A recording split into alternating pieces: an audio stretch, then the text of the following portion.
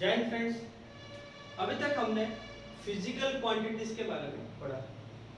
Physical quantity में मैंने आपको यूनिट एंड डायमेंशन के बारे में समझाया था। ठीक है, अब देखिए अलग अलग फिजिकल क्वांटिटीज थी, उसके फॉर्मूले अलग अलग थे। उसके अकॉर्डिंग हमने बहुत सी फिजिकल क्वांटिटी की डायमेंशन हमने क्या करी थी, सॉल्व करी थी। उन डायमेंशन के अकॉर्डिंग फिर हमने उनकी यूनिट भी पता लगा ली। ऐसे हमने कम से कम 60 to 70 फिजिकल क्वांटिटीज अभी तक एक बार बेसिक लेवल पर क्या किया, अपन ने स्टडी किया। अब आगे देखिए इस डायमेंशन के यूजेस क्या क्या हो सकते हैं। ठीक है ना, देखो डायमेंशन पढ़े तो इस डायमेंशन पर बेस कुछ एप्लीकेशंस हैं। ठीक है, तो आपसे हम उस एप्लीकेशन के बारे में डिस्कस करेंगे। तो इस डायमेंशंस के क्या क्या यूजेस हैं, तो अलग अलग यूजेस को अपने को डिस्कस करना है। सबसे पहले मैं आपको बता रहा हूं आज कि किस तरह से हमको एक सिस्टम से दूसरे सिस्टम में फिजिकल क्वांटिटी को कन्वर्ट करना है। हम एमकेएस सिस्टम से उसको सीजीएस में कन्वर्ट कर सकते हैं, सीजीएस टू एमकेएस में कन्वर्ट करेंगे, एमकेएस टू एफपीएस सिस्टम में कन्वर्ट कर सकते हैं, एफपीएस से सीजीएस सिस्टम में कन्वर्ट कर सकते हैं। मतलब हम किसी भी एक सिस्टम को बेस मानकर उस फिजिकल क्वांटिटी को दूसरे सिस्टम में चेंज करेंगे। तो पहला जो यूज पढ़ने वाले हैं हम अभी, converting the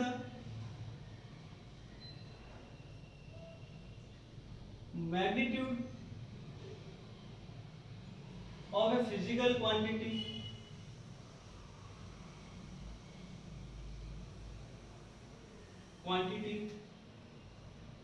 from one system to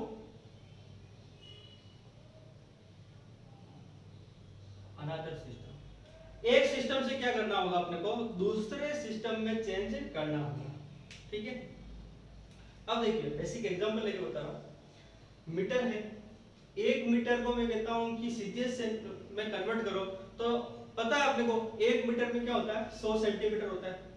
एक किलोग्राम में कितने ग्राम होंगे, तो एक किलोग्राम में 1000 ग्राम होते हैं। ठीक है ना, बस इसी तरह से अलग अलग फिजिकल क्वांटिटी से जब जितने भी लूंगा, देखो इसको भी कन्वर्ट करने का तरीका एक फार्मूला बना के दिखाऊंगा, उसके अकॉर्डिंग हम किसी भी फिजिकल क्वांटिटी को किसी भी सिस्टम में चेंज कर सकते हैं। ठीक है, तो देखिए पहले मैं आपको फार्मूला बना के दिखा देता हूं कि इसका फार्मूला कैसे बनेगा, फिर किस तरह से उस फार्मूले का यूज हम न्यूमेरिकल में करेंगे। तो देखिए अपन एज्यूम करते हैं, let if a unit of a physical quantity, जितने भी फिजिकल क्वांटिटी होती है सबकी कोई ना कोई यूनिट होती है। ठीक है ना, वो यूनिट मान ली कितनी है, यू। फिर देखिए मैंने आपको पहले दिन एक सिस्टम समझाया कि जब भी किसी चीज के मैग्नीट्यूड के बारे में बात करूंगा तो मैग्नीट्यूड में मैं दो चीजें, एक तो उसकी न्यूमेरिक वैल्यू लूंगा प्लस उसकी क्या यूनिट है। ठीक है ना, ये तो क्वांटिटी शो करेगी कितना है, भाई मुझे 5 किलो आलू लेना है, 10 लेना है, 15 लेना है, तो 15 10 5 ठीक है, उसकी न्यूमेरिक वैल्यू है। और साथ में मैं क्या ऐड कर रहा हूं, केजी ऐड कर रहा हूं, इतने किलोग्राम लेना है। तो दो चीजों के रिक्वायर्ड मुझे हमेशा रहेगी, फर्स्ट न्यूमेरिक वैल्यू कितनी है, सेकंड उसकी यूनिट कितनी है। और न्यूमेरिकल वैल्यू मैं लिख देता हूं, वो न्यूमेरिकल वैल्यू कितनी है, n होती है। ठीक है ना, किसी भी फिजिकल क्वांटिटी की यूनिट u मानी और उसकी न्यूमेरिक वैल्यू कितनी मानी मैंने, n मानी। और अपना फिजिक्स के अंदर एक मैथमेटिकल कैलकुलेशन कहता है कि u जो होता है वो इनवर्सली प्रोपोर्शनल टू क्या होता है, आपका n होता है। ये जो u होता है ये हमेशा n के व्युत्क्रमानुपाती होगा। अब ऐसा कैसे पॉसिबल है, जब n ज्यादा होगा, मतलब न्यूमेरिक वैल्यू जैसे जैसे बढ़ाऊंगा तो यूनिट कम होती जाती है, और जब मैं इसको कम करूंगा तो यूनिट ज्यादा होती जाती है। ऐसा कैसे पॉसिबल है, तो देखिए मैं आपको एक छोटी सी चीज बताऊं। जैसे मैं यहाँ पर लिखा मैंने 1 मीटर। ठीक है, अब 1 मीटर में कितना होता है, तो देखिए ये कितना लिखा मुझे, 100 सेंटीमीटर। ओके, अब देखिए मीटर से किसमें चेंज कर दिया आपने, सेंटीमीटर में, मतलब एमकेएस सिस्टम से कहां चले गए हम, तो एमकेएस को सीधा कन्वर्ट किया सीजीएस सिस्टम में। अब देखिए एमकेएस सिस्टम बड़ा होता है, सीजीएस सिस्टम क्या होगा आपका, छोटा होगा। अब देखिए जब सिस्टम बड़ा होता है तो देखिए न्यूमेरिक वैल्यू क्या होगी आपकी, कम होगी। और जब इस सिस्टम को आपने छोटे सिस्टम में कन्वर्ट किया सीजीएस में, तो देखिए ये न्यूमेरिकल वैल्यू क्या होगी, गई, अप हो गई, बढ़ गई। अब देखिए 1 ज्यादा होता है, 100 ज्यादा होता है, तो ऑब्वियस बात है 100 ज्यादा है। लेकिन जब 100 ज्यादा हुआ तो उस कंडीशन में क्या हुआ, ये वैल्यू देखिए आप, ये कम हो गई। इधर देखिए जब न्यूमेरिक वैल्यू कम हुई तो मीटर क्या हो गया, ज्यादा हो गया। देखिए 1 kg और ये देखिए 1000 ग्राम। अब 1 किलो में 1000 ग्राम होते हैं। अब देखिए केजी बड़ा है और ग्राम छोटा है, लेकिन जब केजी बड़ा है तब देखिए न्यूमेरिक वैल्यू क्या है, कम है।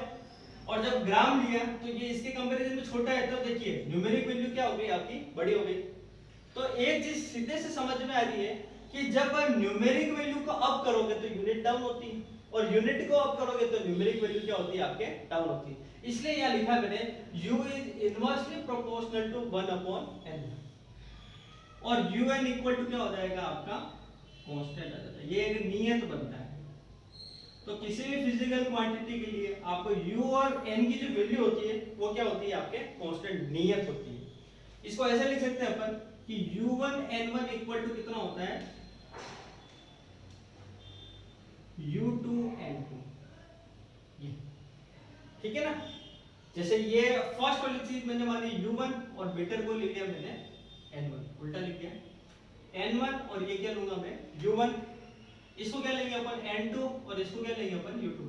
अब देखिए 1 मीटर और 100 सेंटीमीटर दोनों एक ही चीज है ना, सेम चीज होती है। 1 मीटर इक्वल टू 100 सेंटीमीटर, तो दोनों ही चीज बराबर है। तो मैं लिख सकता हूं ना n1 u1 इक्वल टू कितना होता है, n2 u2।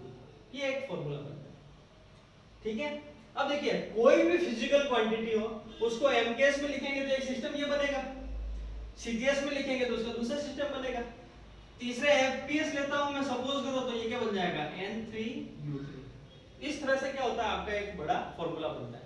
वापस देखिए, अगर कोई फिजिकल क्वांटिटी ली है मैंने, उसकी यूनिट u मानी और उसकी न्यूमेरिकल वैल्यू को n माना, तो उस कंडीशन में u is inversely proportional to क्या होगा आपका 1/n। ये इसके व्युत्क्रमानुपाती होता है, जस्ट उल्टा होता है। तो un यहां मल्टीप्लाई होगा तो वो कैसा होता है आपका, कांस्टेंट, नियत आता है। इसका सिंबल से मतलब होता है कि इसको क्या लिख सकते हैं अपन u1 n1 equal to u2 n2, और कोई तीसरा सिस्टम होगा तो u3 n3 इसको अपन लिख सकते हैं, ठीक है। तो देखिए फॉर्मूला कैसे डिराइव होता है, तो मैं आपको सीधा सा समझाता हूं।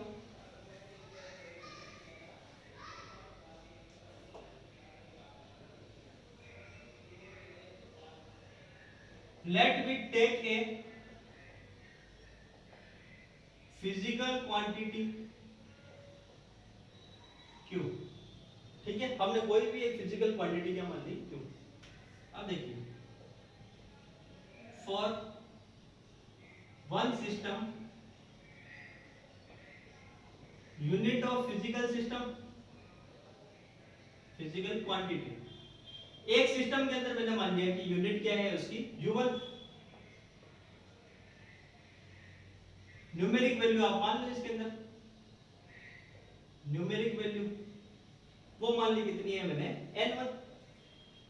फिर सेकंड फॉर अनदर सिस्टम, कोई सा भी ले सकते हैं अपन, सिस्टम है ना, एमकेएस ले लो आप, सीजीएस ले लो, एफपीएस ले लो, सिस्टम लेने के ऊपर वो कौन सा सिस्टम। तो इसके अंदर मान लेते हैं यूनिट ऑफ फिजिकल क्वांटिटी, ये मान ली कितनी है u2। फिर सेकंड क्या होगा,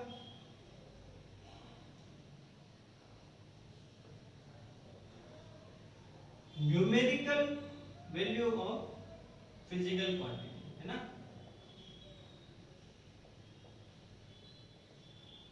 ये मान लिया अपन कितनी होती है n2। अब देखिए q कोई से भी सिस्टम में हो, q इक्वली होगा, ठीक है ना। चाहे वो एमजीएस हो, सीजीएस हो, 1 मीटर लिया तो 100 ही होगा, तो दोनों इक्वल होगा। ऐसा थोड़ी कि 1 मीटर अलग हो गया और 100 सेंटीमीटर अलग हो गया, दोनों एक ही चीज का मेजरमेंट है। तो उस कंडीशन में लिख सकते हैं अपन n1 u1 इक्वल टू कितना होगा n2 u2। ये फॉर्मूला अपना बना। अब देखिए डायमेंशन हम पढ़ चुके हैं, कोई भी फिजिकल क्वांटिटी होती है उसका अपना एक डायमेंशन होता है। जैसे मैंने फोर्स लेके समझाया था, तो फोर्स का एक डायमेंशन होता है m1l2t-2, ओके। अगर हम वर्क लेते हैं तो इसका एक डायमेंशन होता है m1l2t-2। अगर हम वेलोसिटी लेते हैं तो उसका एक डायमेंशन होता है m0l1t-1। मतलब हर एक फिजिकल क्वांटिटी का अपना डायमेंशन होता है। तो यहां पर मैं मान लेता हूं, सपोज करो कि u1 अगर कोई फिजिकल क्वांटिटी है तो उसका डायमेंशन होता है m1a l1b और t1c।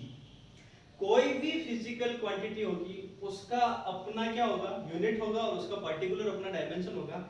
अगर पहले सिस्टम के लिए मैंने एज्यूम कर लिया कि वो उसका जो डायमेंशन लेता है वो कितना है m11 l1b और t1 कितना हो गया c हो गया, और u2 को मैंने मान लिया कितना हो गया m2a l2b और t2c। देखिए फर्स्ट फिजिकल क्वांटिटी अगर एक सिस्टम में लिया तो उसको m l और t से शो किया मैंने, ठीक है ना। ऊपर पावर कितनी भी हो सकती है, ये पावर डिपेंड करती है कि वो फिजिकल क्वांटिटी क्या है, फोर्स है, वर्क है, टाइम है, फ्रीक्वेंसी है, जो भी एक्स वाई जेड जो भी फिजिकल क्वांटिटी लेंगे उसके अकॉर्डिंग अपन डायमेंशन लिखते हैं। अभी हमको पता नहीं है फिजिकल क्वांटिटी कौन सी है, तो हमने एज्यूम किया कि फर्स्ट के अंदर u1 कितना होगा m1a l1b और t1c।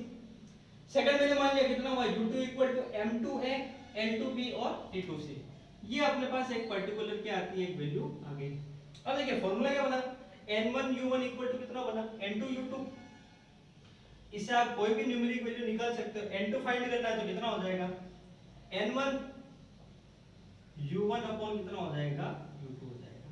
देखिए अगर इसको अपन फर्स्ट इक्वेशन नाम दूं मैं, इसको सेकंड इक्वेशन नाम दें और यहां से अपन थर्ड इक्वेशन इसको माने तो वैल्यू पुट करना है हमको, ठीक है ना। अब इस डायरेक्ट थर्ड से वैल्यू कहां पुट कर सकते हैं अपन, 2 के अंदर कर सकते हैं। तो from equation second and third, okay. n2 equal to क्या होगा, तो n1 होगा। अब देखिए u1 क्या है अपॉन u2 है, तो क्या हो जाएगा m1a m2b l1a sorry l1b होगा और t1 क्या होगा आपका c होगा अपॉन m2 की पावर कितना होगा a, l2 की पावर b और t2 की पावर कितना होगा c होगा। तो यहां से फाइंड होता है n2 equal to n1, same physical quantity जो डायमेंशन उसको साथ रखते हैं, तो m1 अपॉन m2 की पावर कितनी आती है 1, l1 अपॉन l2 की पावर कितनी आएगी आपके b और t1 अपॉन t2 की पावर कितनी आती है c। तो फाइनली जो अपना फॉर्मूला बनता है लास्ट, वहां से उसकी वैल्यू डिफाइन करनी, तो n2 equal to n1 m1 upon m2 power a l1 upon l2 power b t1 upon t2 power c।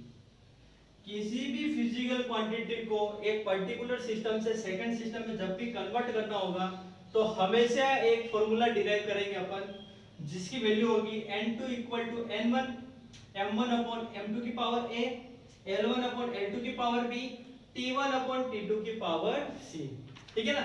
क्योंकि देखो फिजिकल क्वांटिटी वही है, चाहे सिस्टम कोई सा भी हो, फिजिकल क्वांटिटी अपने वैल्यू को चेंज नहीं करता है, बस उसको लिखने के तरीके हर सिस्टम में अलग अलग है।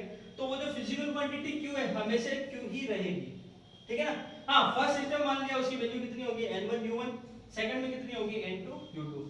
सपोज करिए यहाँ पर अगर ये 1 kg है तो यहाँ पर कितना हो जाएगा 1000 ग्राम, ठीक है ना।